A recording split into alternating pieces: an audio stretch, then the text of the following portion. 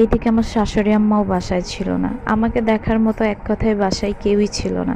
এইদিকে আমার 2টা বাচ্চা সামলাইতে হবে, সাথে রান্না বান্না, এত কিছু আমি করে উঠতে পারতেছিলাম না।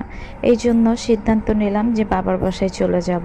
তো দুপুর 1টার দিকে আপনাদের ভাইয়াকে আমি মেসেজ করি যে আমি আব্বুদের বাসায় যাচ্ছি, তো সেও বলে যাও, আমি পরে গিয়ে নিয়ে আসবো।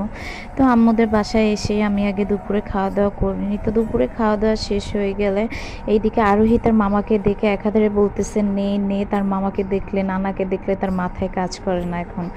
তো আমার ভাই তাকে একটু নিয়ে খুনসুটি করলো। তো একটু পরে এই রুমে আসার পরে আমার ভাই ড্রাগন ফলটা আমাদেরকে কেটে দিচ্ছিল, আর এখানে একটা ছিল না, 3টা ছিল। তো 3টা আমরা সবাই মিলে কেটে সুন্দর করে ভাগ করে খাচ্ছিল, আর আমার ভাইয়ের কাটা দেখে অনেক ভালো লাগছিল, একদম ফুলের মতো করে কাটতেছিল।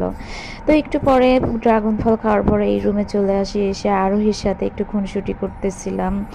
তো তারপরে আবার